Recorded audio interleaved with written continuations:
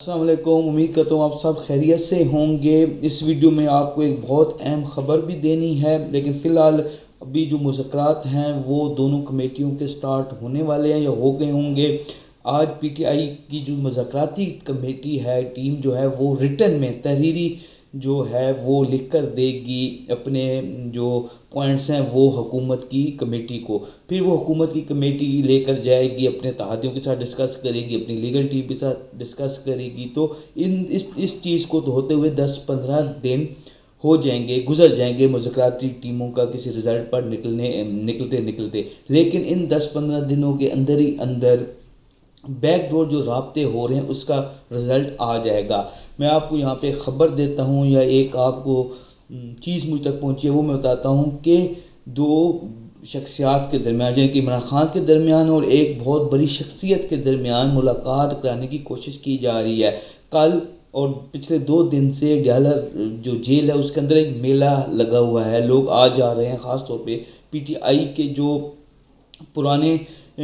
ساتھی عمران خان کے، P T I کی جو پرانی لیڈرشپ ہے وہ، اور پی ٹی آئی کی جو نئی لیڈرشپ ہے جس میں برسٹر گول وغیرہ ہیں جو 9 مئی کے بعد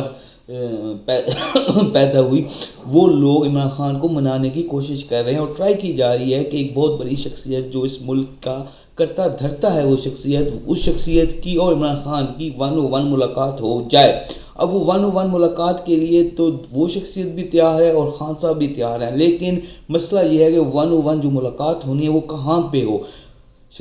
وہ شخصیت ڈیالر جیل نہیں جا سکتی اور Imran Khan G H Q نہیں جا سکتے،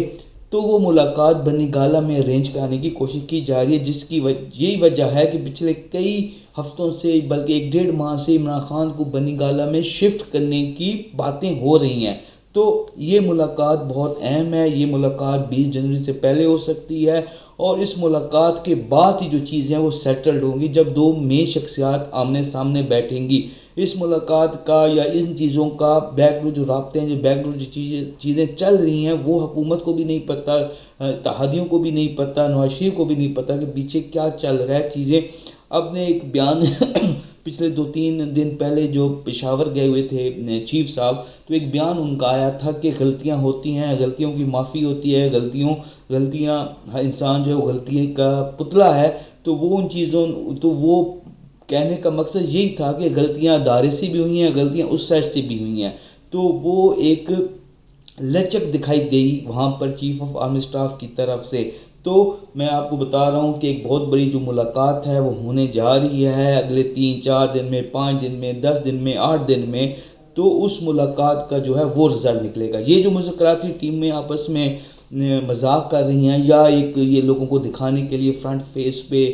چیزیں ہو رہی ہیں، تو اس کا رزلٹ کچھ بھی نہیں نکلنا۔ دوسرا، 190 ملین پاؤنڈ کا کیس 17 تاریخ کو بھی نہیں سنایا جائے گا فیصلہ۔ یہ میں آپ کو اندر کی ایک چیز ہے وہ بتا رہا ہوں، کیونکہ 190 ملین پاؤنڈ کا کیس اس وقت تک نہیں سنایا جائے گا جب تک اسلام آباد ہائی کورٹ کے جو ججز ہیں، اب اس کی ڈیٹ مجھے کنفرم نہیں ہو پا رہی کہ وہ کب چینج ہونے ہیں، نئے ججز نے آنا ہے اسلام آباد ہائی کورٹ کے اندر، ظاہر بات ہے وہ